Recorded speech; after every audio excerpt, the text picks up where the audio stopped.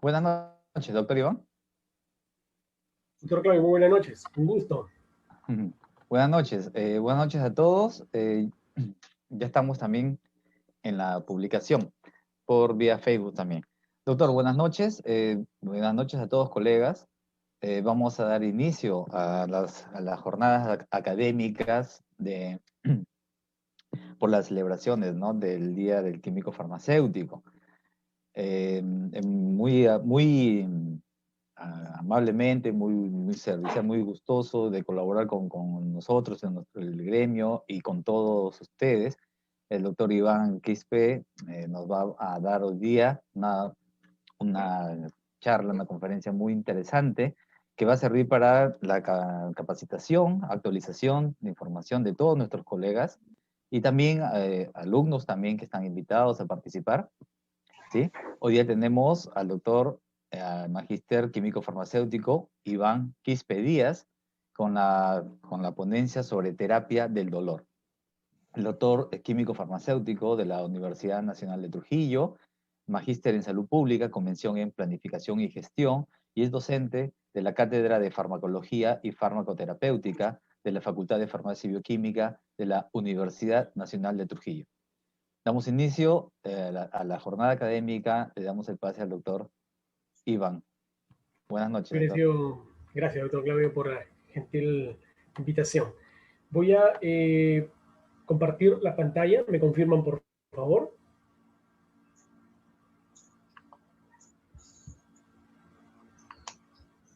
Ustedes me confirman, por favor, si se llega a observar. Se observa, sí se observa. Bien. Nosotros tenemos enfrente una imagen que nos lleva hacia el dolor a nivel de un conjunto de sistemas y tejidos, como podemos observar. El dolor en sí es una percepción. El dolor es producto de un proceso que viene desde la traducción, la transmisión y la modulación para luego percibir que es en la cuarta etapa el dolor. Entonces, visto ello, vamos a conversar de la farmacología del dolor, de uno de los grupos farmacológicos de mayor prescripción a nivel mundial y que enmarca que el químico farmacéutico, el especialista en el medicamento, conozca ciertos parámetros muy importantísimos en la evaluación de la eficacia, la seguridad y la conveniencia de las estrategias terapéuticas analgésicas. Visto ello, entonces nosotros tenemos que iniciar en primer lugar con una definición. ¿Cómo lo define? Para ello tomamos del ente indicador que es la Asociación Internacional para el Estudio del Dolor. En ese caso nos dice, bien enmarcado en rojo, nos precisa, en sí el dolor es una experiencia sensorial, porque va a estar enmarcado definitivamente bajo un conjunto de neuronas que nos van a conllevar a esta sensación. Asimismo, también tiene un componente emocional desagradable, porque el dolor no es gustoso. Entonces, esto se asocia con una lesión real o potencial. Cuando decimos lesión real, quiere decir que ya está inmersa, está ahí en el paciente, y potenciales que posiblemente nos pueda conllevar a este problema, o descrita en términos de dicha lesión. Por lo tanto, el dolor es una experiencia sensorial y emocional desagradable. Esos dos aspectos hay que recordarlos siempre en todo momento. Tipo de dolor. Es importantísimo que también nosotros diferenciemos los diferentes tipos de esta sensación. En primer lugar, por la duración, puede ser agudo o crónico. ¿Qué lo diferencia?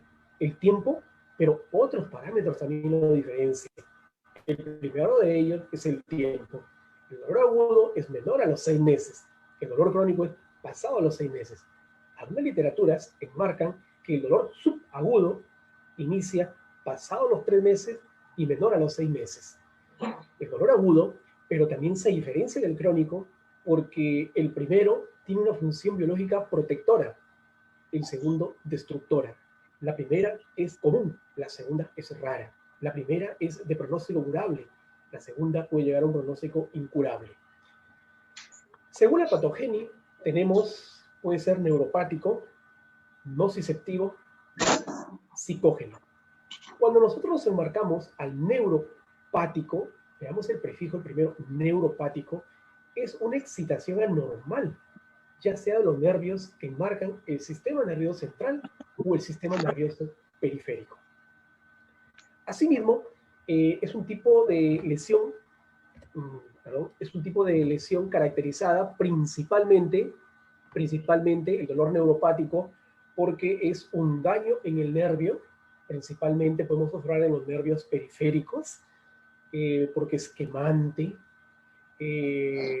básicamente arde y no tiene un abordaje propio con los AINES, sino que vamos a tener y profundizar en la siguiente, que es el somático y visceral. Es el más común principalmente. Y el psicógeno es el que va enfocado principalmente a un ambiente psicosocial y se relaciona principalmente con las fallas terapéuticas de los analgésicos. El tercero es según la localización. Puede ser somático o puede ser visceral. Cuando nosotros decimos somático, puede ser superficial o profundo. Superficial en la piel y profundo a nivel del tejido muscular o los vasos sanguíneos. Es común, es localizado ese tipo de dolor. El siguiente, el visceral, principalmente son en los nociceptores viscerales, que es profundo y generalmente no es localizado. Es un dolor tipo sordo. Según su curso tenemos que es continuo, quiere decir que está durante todo el día. Y el irruptivo es aquel que se exacerba de forma intempestiva este tipo de dolor que lo diferencia. Y según la intensidad puede ser leve cuando no genera alguna alteración de las actividades propias del paciente. El moderado, si ya hay alteración de su dinamismo propio, y en el último, si hay un problema mayor y que amerita analgésicos potentes, como aquí en muchos casos, como los opioides fuertes. Entonces, conocido esta clasificación, que es muy importante el poder centrarnos a los diferentes tipos de dolor, nos vamos a la siguiente imagen, que es muy interesante el poder recordar básicamente esa transmisión, esa traducción y modulación, a qué nivel se da cada una de estas etapas para que al final el paciente pueda percibir la sensación dolorosa. Entonces, como tenemos aquí en el cursor, aquí estamos observando, ¿sí? Aquí tenemos la piel, como podemos observar, el folículo piloso, y en rojo, como ustedes pueden observar, aquí ya comenzamos a observar las fibras básicamente nerviosas, ¿no? Las A delta, las A beta, y tenemos las fibras C. Como pueden observar, aquí es importantísimo las terminales nerviosas. Primero vamos a hacer una definición operacional de cada una de ellas, porque aquí va a ser característico que podamos identificar a la nocicepción, a los nociceptores, que principalmente pueden ser ubicados a nivel superficial o a nivel profundo. Entonces, en este caso estamos hablando de la piel. Así que no viene. Posteriormente, podemos observar básicamente que tenemos una vía aferente y una vía... ¿Ya lo hacemos acá? Aquí les voy a precisar las vías ascendente y las vías descendente. Hay que seguir, por favor, en el azul, ¿sí? Tenemos aquí las vías ascendentes, como vamos a observar, y luego tenemos las vías descendentes con las flechas que estamos observando. Conocido ello, pasamos a lo siguiente. Entonces, quiere decir que el dolor, para que nosotros podamos tener esa percepción, primero tiene que haber una recepción del estímulo. Ese estímulo está aquí en la parte externa. Ese estímulo puede ser químico, físico, mecánico, entre otros.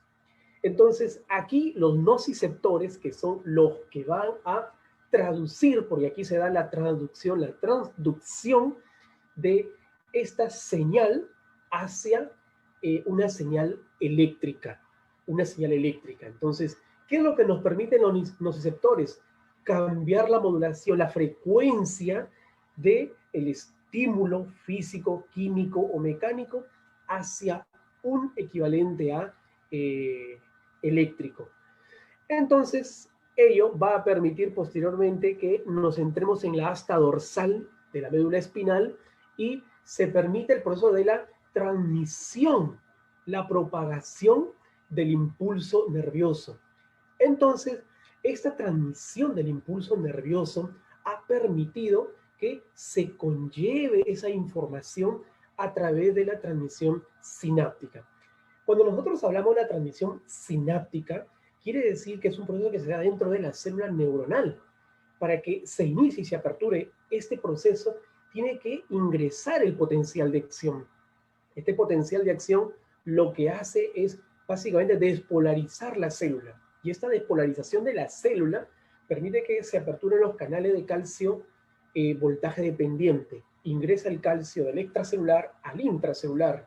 Y eso permite que en la parte terminal de la neurona presináptica permite la liberación de los mediadores del dolor, como pueden ser, por ejemplo, el glutamato, el aspartato, ellos que van a activar a los receptores de las neuronas postsinápticas, que pueden ser en este caso los receptores AMPA, NMDA, kainato, para que se permita la entrada de los iones divalentes de calcio y permitan nuevamente ese proceso de polarización celular.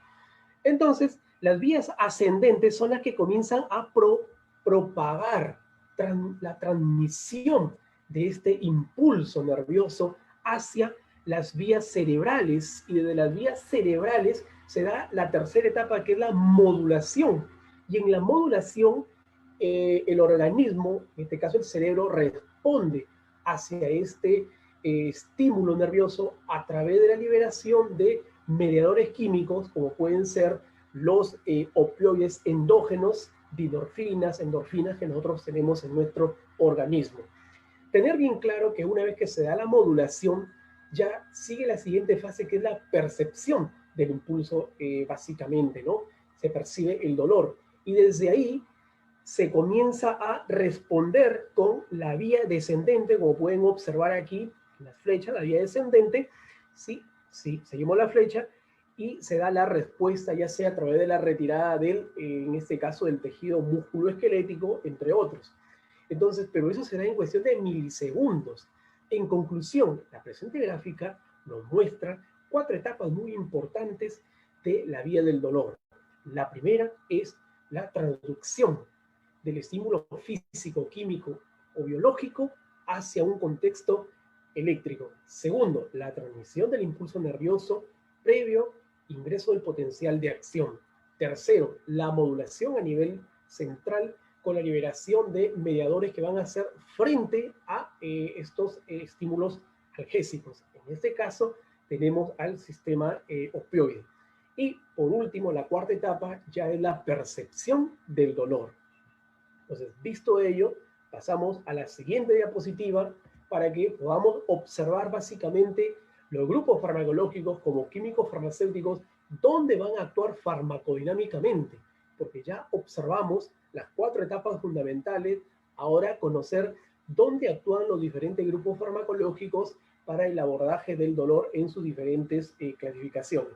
Como podemos observar aquí en el primero, cuando hay un trauma, ahí como pueden observar, es porque ha habido un estímulo hacia los receptores, o más bien dicho, los nociceptores, que en este caso pueden ser el frío, el calor o algo mecánico. Eso genera un trauma, eso activa el nociceptor.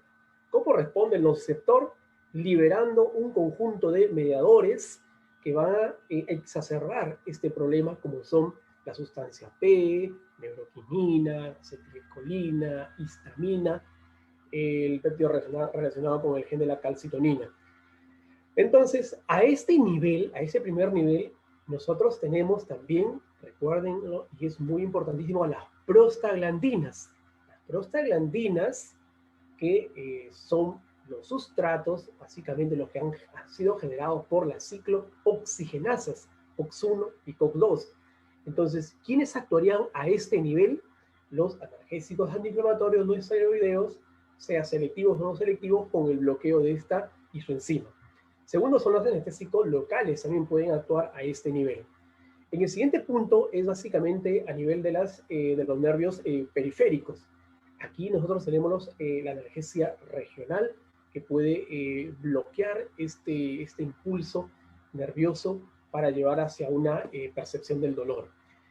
Luego seguimos ya hacia la asta dorsal, cerca de la asta dorsal, y tenemos a las gabapentinoides, que son muy importantísimos porque los gabapentinoides nos van a permitir la apertura, valga la redundancia, de los canales de cloruro para que entre el cloro, y el cloro, como está cargado negativamente, cloruro, carga la célula y la hiperpolariza, y eso es lo que hace que reduzca el dolor.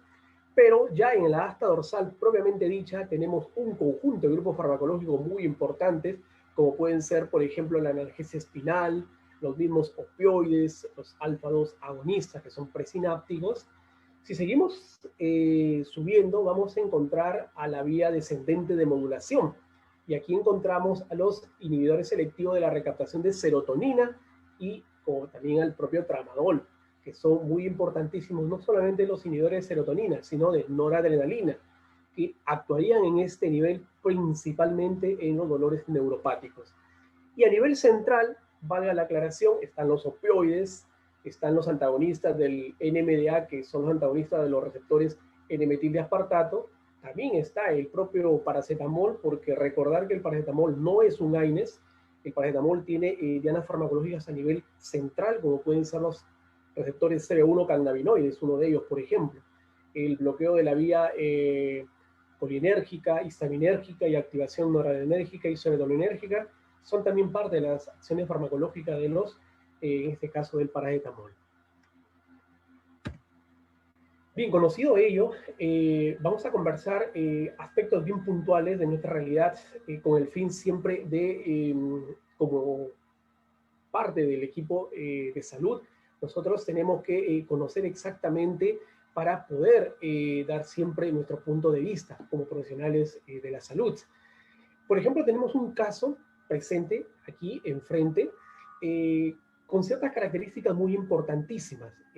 Aclaro algo muy importante, el fundamento no es la prescripción, porque eso enmarca al profesional médico, sino que es la recomendación en base a la consulta o sugerencia del equipo de salud, para que pueda contrastar con la evidencia, ¿no? Eso es la aclaración de la exposición, no olvidar, ¿no? La recomendación en base a la sugerencia del equipo de salud.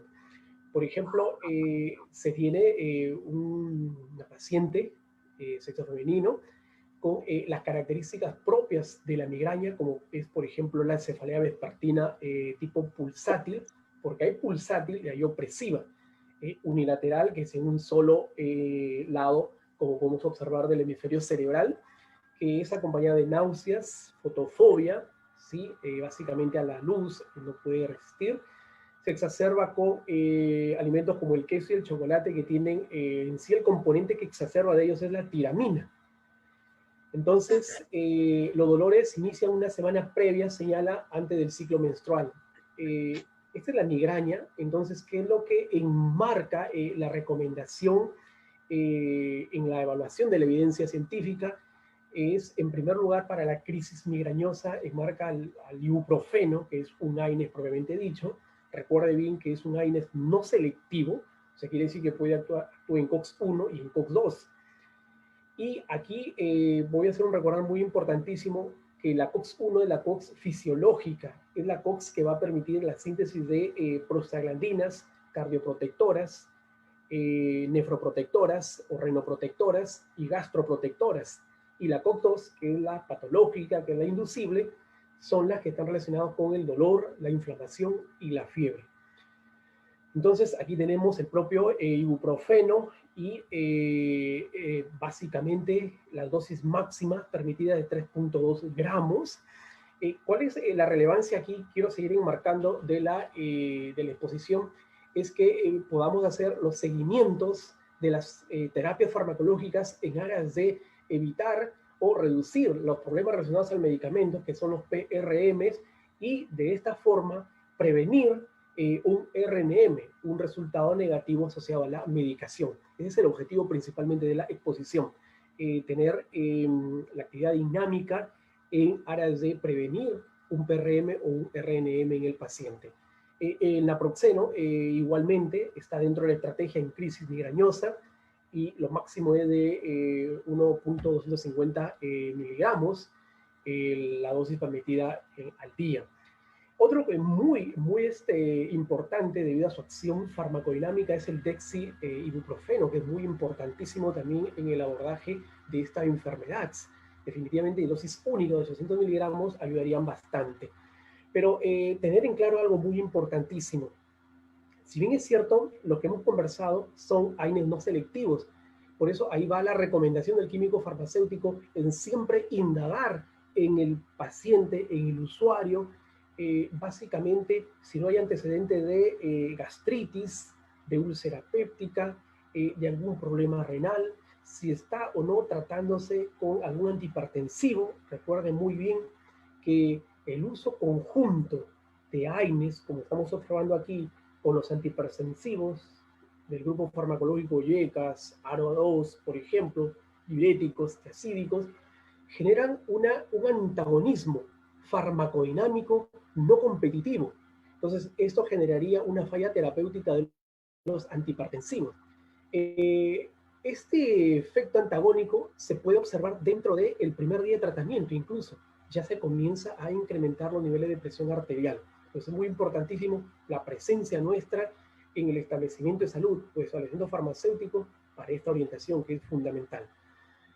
Que no es un AINES, al paracetamol de 1 gramo, dosis única, igualmente, cumple funciones claves. Recuerden muy bien que el paracetamol tiene 5 dianas farmacológicas fundamentales para ejercer su acción analgésica, que es muy importantísima.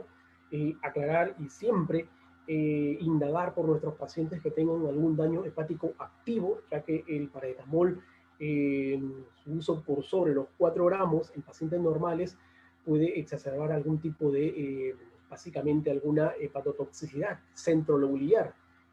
Pero en pacientes con daño hepático activo, a partir de los 2 gramos hacia arriba ya comienza a observarse este cambio. Esto es con respecto a la crisis migrañosa. En la terapia preventiva enmarca, por ejemplo, en la profilaxis de los episodios de migraña, están los propios betabloqueantes. Los betabloqueantes, básicamente, los no cardioselectivos, uno de los más indicados es el propranolol, ¿no? Es el que es utilizado, pero bastante cuidado, no olvidemos, en los pacientes con antecedentes de EPOC o asma bronquial. El segundo es los bloqueadores de canales de calcio, que también son muy importantísimos porque evitan la despolarización también. Los antidepresivos, principalmente los inhibidores selectivos de la recaptación de serotonina. Y por último, los anticonvulsivantes. Entonces, esto es como parte para conocer siempre en la estrategia terapéutica de la migraña. ¿Pueden haber otro más? Sí, como están los triptanes, por ejemplo. En este segundo caso, es principalmente enfocado al dolor tipo tensional, caracterizado porque el dolor es opresivo del cerebro, muy diferente al migrañoso que es pulsátil. Es un dolor tipo sordo y se dirige de la parte posterior de la cabeza, ¿sí?, hacia la parte frontal. Principalmente desencadenado por el estrés o por la mala calidad del sueño. Aquí, dentro de las estrategias terapéuticas, igualmente el paracetamol, el ibuprofeno y el naproxeno. Algunas literaturas señalan como parte preventiva los antidepresivos tricíclicos, siempre con la prescripción del especialista del área en mención. En este tercer caso, es uno de los problemas de salud que ha crecido bastante en la sociedad a nivel mundial. Tenemos los casos de lumbalgia. Los casos de lumbalgia, por ejemplo, señala una persona joven de 32 años, ¿sí?, albañil, presenta desde hace 3 días, señala básicamente malestar lumbo sacro, ese dolor que se irradia a nivel lumbo sacro, nalgas, muslo, y que aumenta con el movimiento y disminuye con el reposo. A la exploración se observa fuerza muscular disminuida ya cuando el médico lo evalúa, básicamente, el reflejo osteoteninoso abolido. El especialista indica, por ejemplo, diagnóstico lumbalgia. En la lumbalgia, básicamente la estrategia terapéutica ya es un conjunto de grupos farmacológicos, como por ejemplo están los analgésicos, sí, porque se tiene que paliar la acción de las prostaglandinas. En este caso, ahí tenemos el no-AINES, que es el paracetamol, está el ibuprofeno, está el naproxeno, está el tramadol. Recuerden bien que el tramadol es un opioide débil, moderado, básicamente, para el dolor moderado. El tramadol no es un opioide puro, en primer lugar, porque una intoxicación por tramadol no es revertido por naloxona y naltrexona eficazmente, ya que tiene otra vía de señalización, pero sí es un opioide moderado. Y se llama moderado, no se olviden, porque la unión al receptor mu no es ni fuerte ni débil, es intermedio, que es muy diferente al de morfina, metadona, petidina. El ketorolaco también es un AINES, definitivamente. Hay que tener bien claro que ese es uno de los AINES más gastrolesivos y nefrotóxicos, por eso que el médico no lo prescribe más de 5 días, salvo excepciones. Pero por 5 días es la duración de los tratamientos, y eso tenemos que nosotros observar bien en las recetas por cuántos días es el tratamiento del ketorolaco, porque lo máximo permitido es de 5 días. Esto siempre en aras de identificar un PRM, un RNM y prevenir algún malestar en el paciente. Bueno, hay las combinaciones también, paracetamol, codeína, que lo que hace es potenciarse la acción analgésica de ellos. Igualmente con hidrocodona y paracetamol. Pero ello no termina ahí, porque ese tipo de dolor, que es la lumbalgia, amerita de relajantes musculoesqueléticos, porque en sí los músculos están comprimiendo al nervio. El nervio necesita ser básicamente nutrido, y esa nutrición es a través de las vitaminas neurótropas. Las vitaminas neurótropas vienen a ser la B1, la B6 y la B12, son los alimentadores, los nutrientes de ello. Aunado, entonces, están los relajantes musculoesqueléticos o los miorelajantes, que en este caso es la tixanidina, la clorzoxazona, la orfenadrina o la ciclobenzaprina. Ellos vienen a ser los miorelajantes.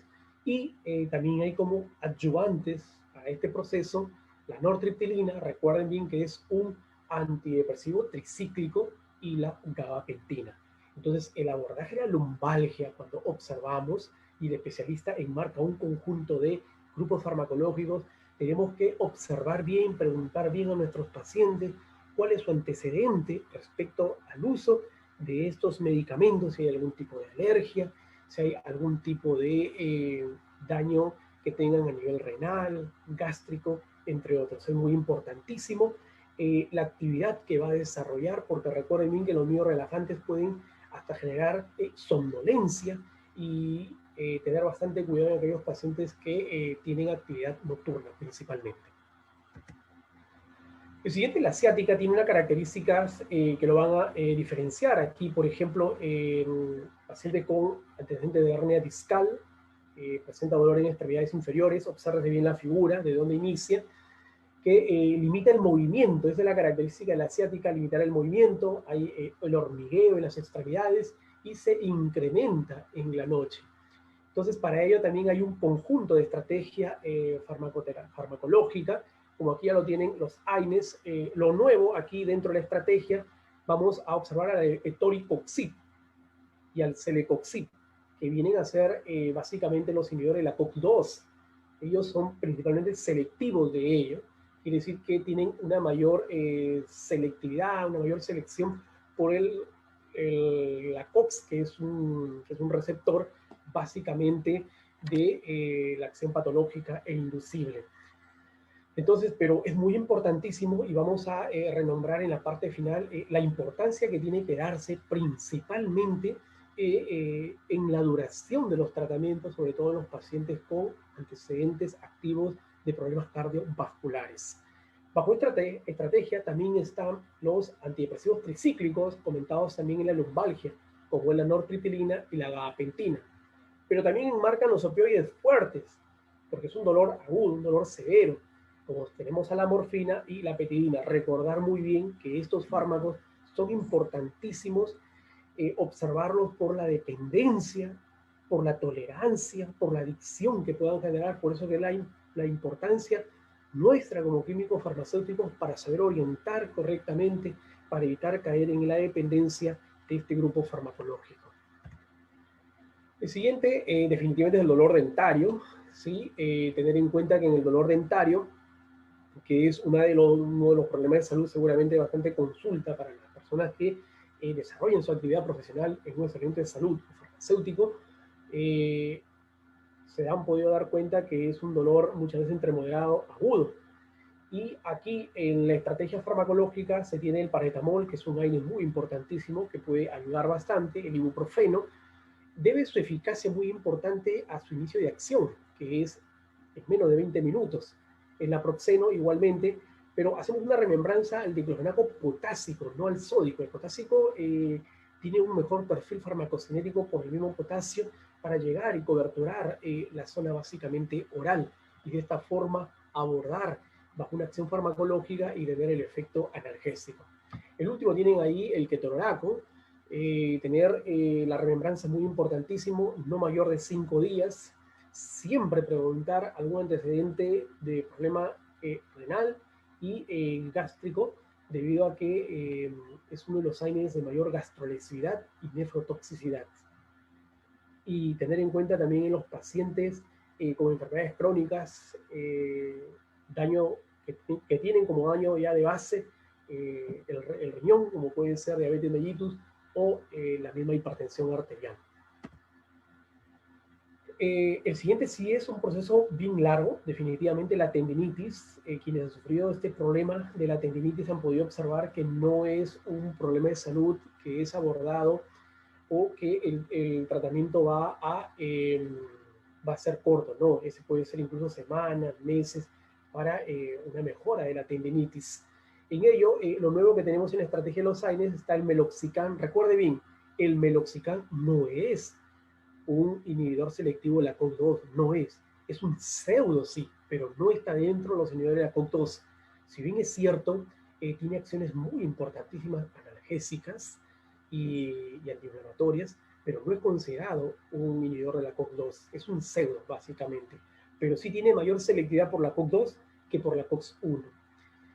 Y asimismo hay la aplicación de corticoides anestésicos locales, como tienen ustedes enfrente, ahí la betametasona y mepivacaína, siempre con la indicación médica, definitivamente.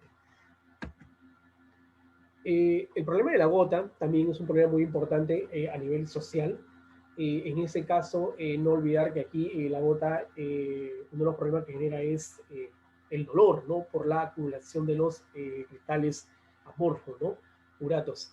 Entonces aquí, dentro de las estrategias, bastantes pacientes seguramente han consumido el naproxeno, el Sulindac, el Celecoxib, hasta la indometacina.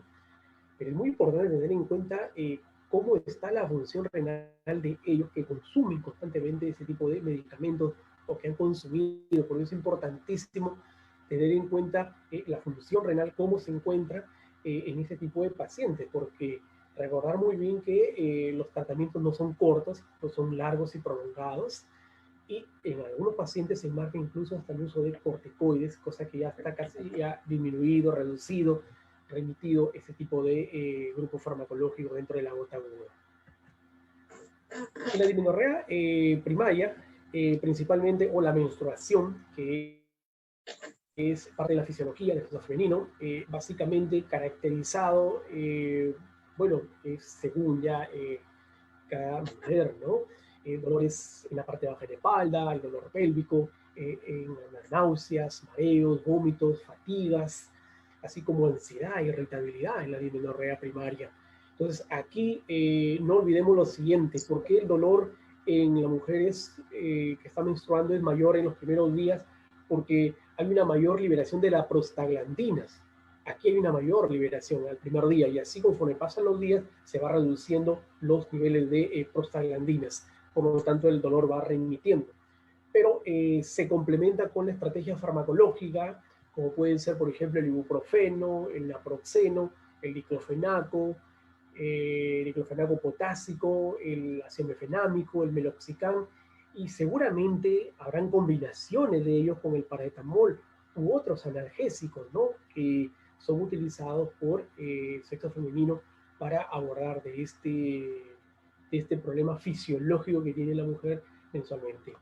Entonces, en ello es importantísimo tener en cuenta básicamente las características farmacológicas de cada uno de estos AINES. No olvidar que el ibuprofeno cada 6 o cada 8 según su intervalo posológico, y esa es nuestra función nuestra, observar para poder ver que no haya un PRM de intervalo posológico o de pauta posológica. El naproxeno cada 12 horas, ¿no? Para poder observar que la pauta posológica es la correcta. Diclofenaco cada 8 horas, mefenamico cada 6 y meloxicam cada 24 horas. De esta manera estamos evitando que haya una duplicidad, que haya una falla en la pauta posológica o en el intervalo posológico. Es importantísimo nuestra labor en la detección de los PRMs y los RNMs. La siguiente sí es la espondilitis anquilosante. Es un problema de salud básicamente caracterizado por la inflamación, ahí como podemos observar a nivel de los discos de la columna vertebral. Vamos a leer el caso que es bien interesante, les comento, ¿no? Aquí observamos un paciente joven, adulto, básicamente con dolor lumbar, y se inicia los síntomas de hace aproximadamente 10 años. Se localiza en el raquis, según ahí la imagen, con predominio de molestias en la zona lumbar cervical, hacia arriba, y se acompaña de rigidez matinal, o sea, la espalda, entre comillas, es como una mesa, como la mesa, básicamente, ¿no? De 3 horas aproximadamente, y que se va atenuando conforme desarrolla actividad laboral. En base a los exámenes radiológicos y exámenes pertinentes por parte del especialista, diagnostica espondilitis anquilosantes. Para ello, hay que tener en cuenta básicamente que hay un conjunto de grupos farmacológicos, como pueden ser, por ejemplo, los AINES, el mismo naproxeno, el diclofenaco, el celecoxib, incluso los propios corticoides de anestésico locales, aunque ahora ya está la terapia básicamente biológica, ¿no? Los anticuerpos monoclonales están siendo utilizados para el abordaje de este problema que definitivamente es muy molestoso para el paciente. El siguiente, la bursitis. En primer lugar, la bursa o bolsa que va a darle protección básicamente a la articulación, como usted observa ahí en la imagen, la bursa, la bolsa. ¿Sí? Básicamente cuando esta bolsa se rompe va a diseminarse básicamente el líquido sinovial, y eso es muy doloroso. Entonces caracteriza básicamente al paciente por una tumefacción, reducción básicamente de la actividad dinámica de la extremidad, que no puede flexionar correctamente. Entonces es una inflamación de la bursa. Entonces en ellos hay un conjunto de estrategias que enmarca los AINES, como pueden observar, pero también a los corticoides y anestésicos locales. Claro que ahora ya básicamente ya no se infiltra, eso hay que tenerlo bien claro, ¿no? Y bastante cuidado siempre en los pacientes como son los diabéticos, porque ellos, recuerda bien que el corticoides incrementa básicamente los niveles de glucosa vía la activación del proceso bioquímico de la gluconeogénesis. La osteoartritis también básicamente aquí es un problema muy común de la sociedad, es un dolor bilateral de la rodilla de inicio insidioso, donde se dificulta la caminata en forma progresiva. Entonces en ellos también se tiene principalmente a los AINES, principalmente hacia ellos va el abordaje terapéutico.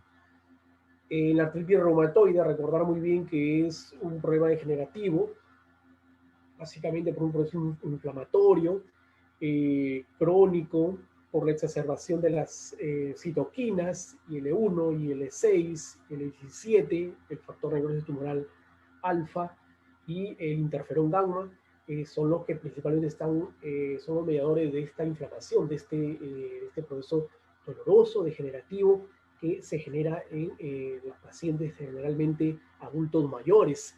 Las estrategias, los AINES son básicamente paliativos, no van a curar.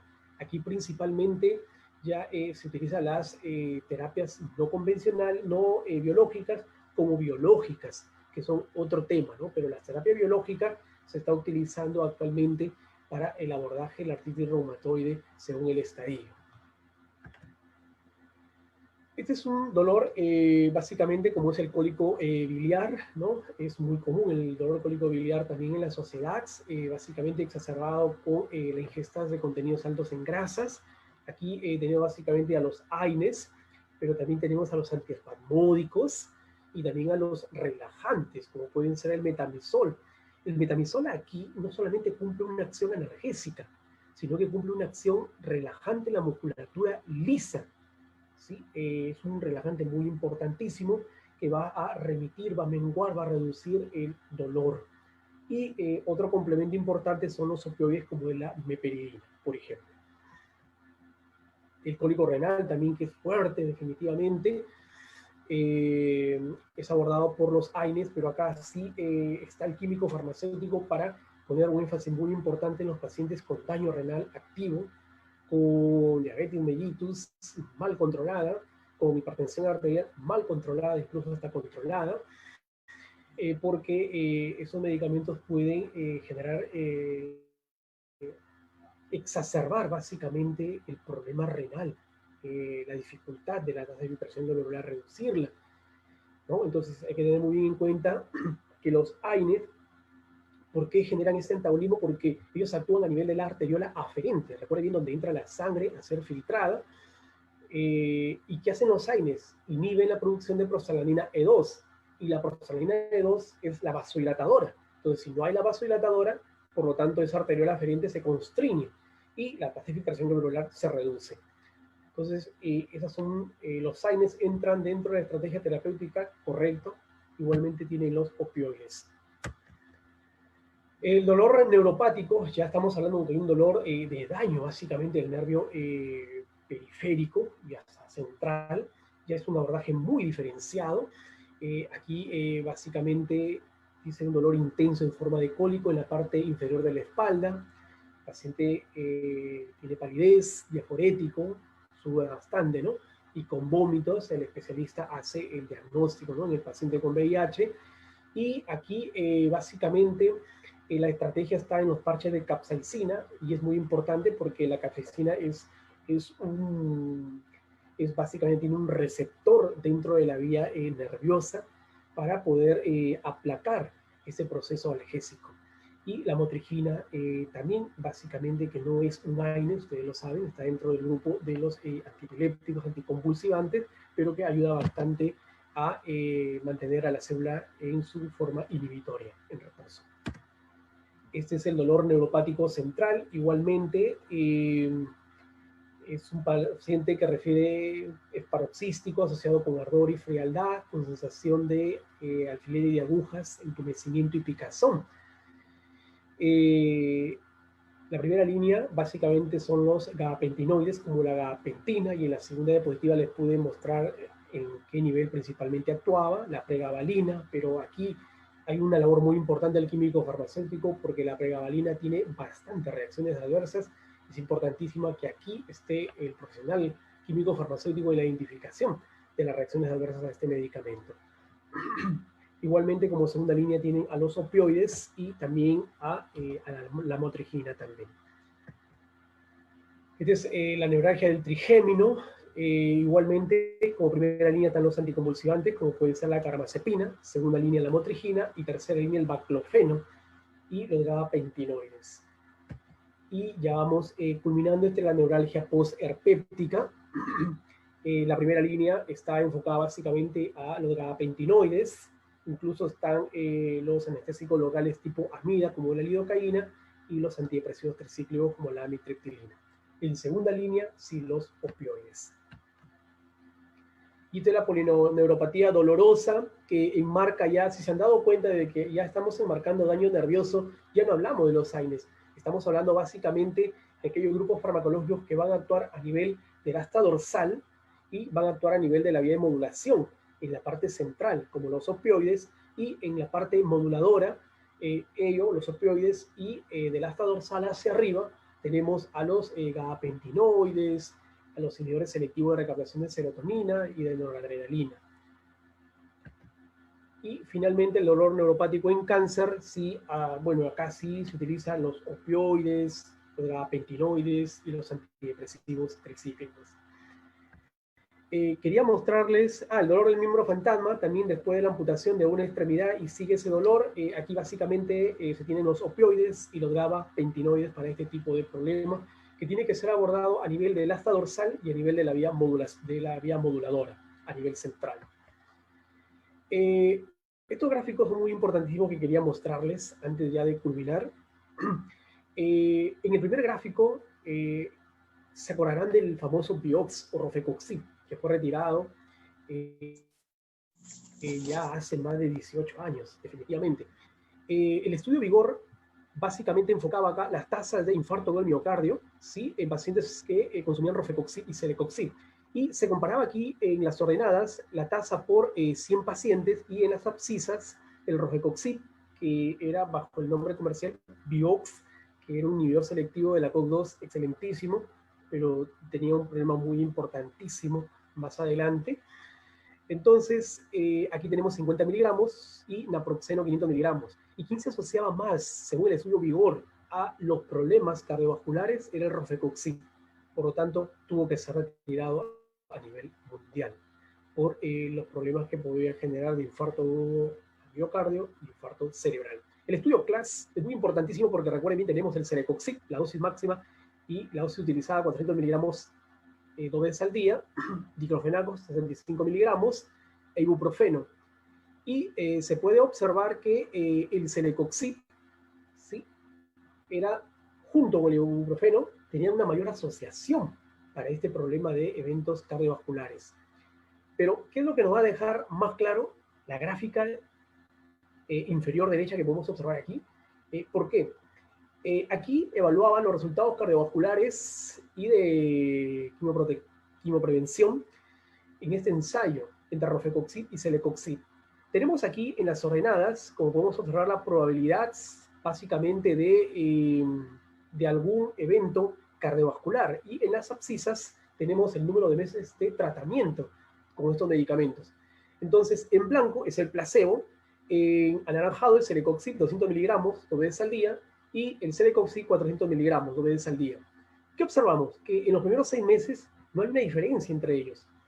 Pero vamos hasta el último, hasta los 36 meses, los 30 y los 24 y los 18 meses, comienza el anaranjado a crecer, que viene a ser el Celecoxib a dosis más altas. Entonces quiere decir que estos AINES, los AINES selectivos de la COX-2, hay que tener bastante cuidado en el intervalo de tiempo de administración debido a su asociación con eventos cardio y cerebrovasculares. La siguiente diapositiva es para tener en cuenta que los inhibidores de la COX-2, definitivamente, ellos tienen una implicancia muy importante a nivel de la función renal. En primer lugar, por la reducción de la prostaglandina E2. Entonces, si se retiene la prostaglandina E2, si no se genera, si no se sintetiza o se reduce la síntesis de prostaglandina E2, el sodio se retiene. Y se retiene el sodio, recuerden muy bien que se aumenta la volemia. Si se aumenta la volemia, se aumenta el gasto cardíaco y por ende la presión arterial. Entonces, eso hay que tenerlo muy bien presente. La presente gráfica, quiero que se observe muy bien aquí, básicamente, y tenerlo bien claro, que dice cambios en la GFR, que es la tasa de filtración glomerular, al día 7 de la terapia con placebo, Celecoxib 200 miligramos, Celecoxib 400 miligramos y naproxeno 500 miligramos. Podemos observar que el séptimo día, ¿qué se observa? La tasa de filtración glomerular con los AINES, sea selectivo o no selectivo, se reduce la tasa de filtración glomerular. Por eso es muy importante la presencia del químico farmacéutico para indagar, preguntar activamente si hay algún problema de daño renal en el paciente y qué tiempo lo va a consumir y cada cuántas horas lo va a consumir, porque recuerde bien que al séptimo día de tratamiento ya se generan cambios a nivel de la tasa de filtración glomerular. Lo que viene a continuación es muy importante porque es a nivel de la presión arterial sistólica y diastólica. Les comento, acá están los cambios, ¿sí? Milímetro de mercurio, aquí en las ordenadas, y en las abscisas tenemos a la sistólica y a la diastólica. En blanco es el placebo, en amarillo es el naproxeno, en anaranjado el Celecoxib, y miren en verde el Rofecoxib. ¿Qué se puede observar? Que la presión arterial sistólica sube, como podemos observar. ¿Qué quiere decir? Que los AINES incrementan la presión arterial sistólica. Y en ese caso se puede observar más en el celecoxib. Y la diastólica, quien genera un mayor incremento, viene a ser el celecoxib. Por eso es muy importante nuestra función en el equipo de salud, sea a nivel comunitario o en un establecimiento de salud, en áreas de mejorar siempre el abordaje de nuestros pacientes o de nuestros usuarios, colaborando con el equipo de salud. Finalmente, es importante tener un aspecto importante de la farmacocinética, ya para terminar.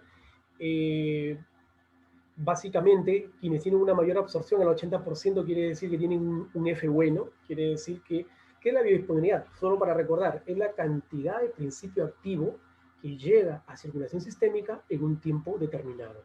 Y la gran mayoría, las que pasan el 80, son los que tienen una biodisponibilidad alta.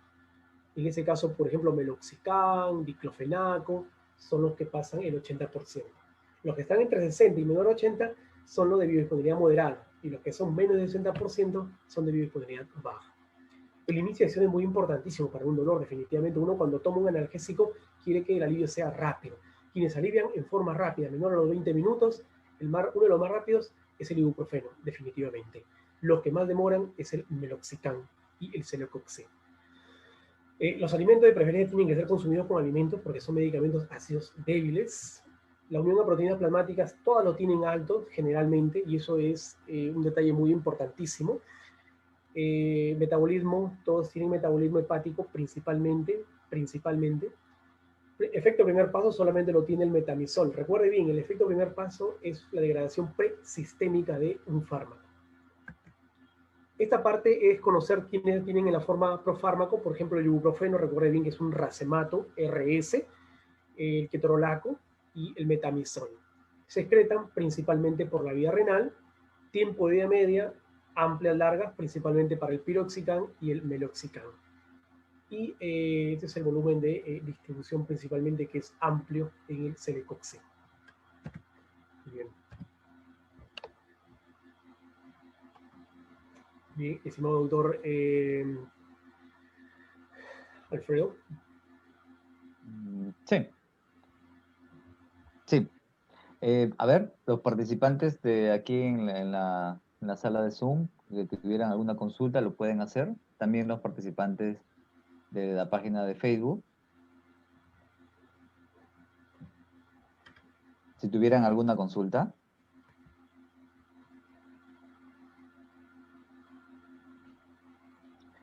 Gina Díaz Reyes. ¿Sí? Puedes activar el audio y participar, hacer la consulta. Doctor Iván, buenas noches.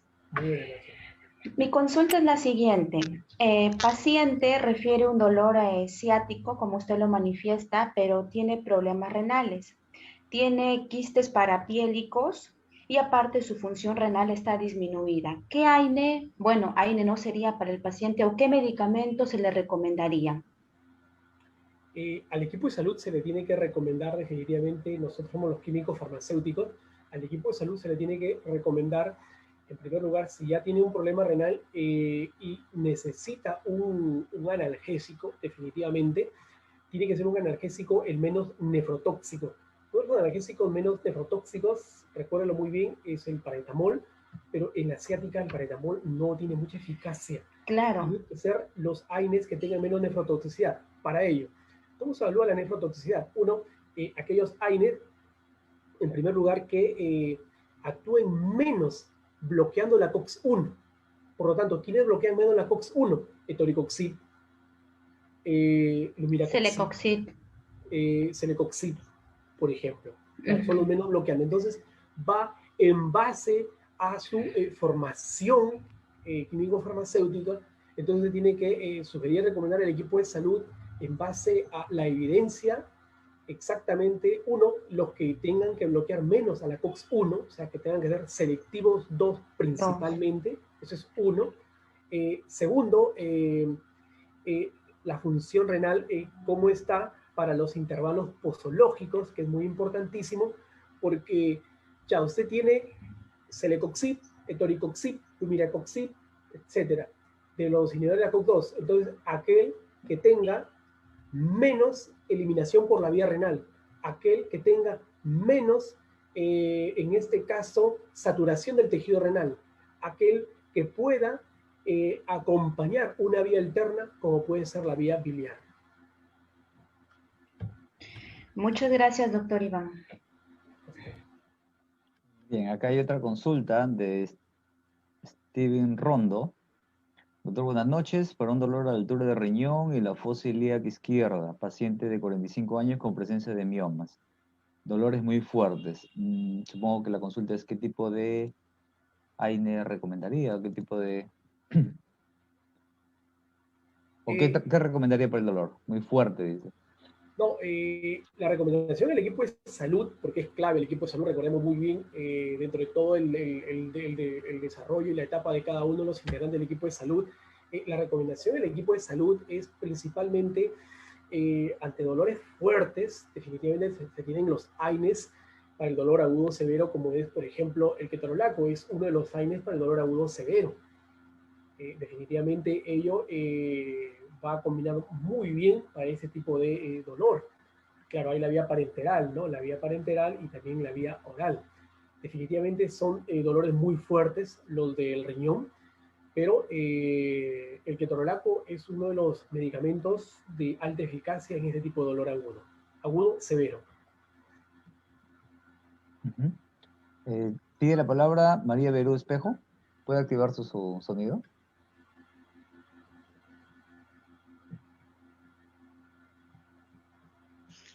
Hola, buenas noches.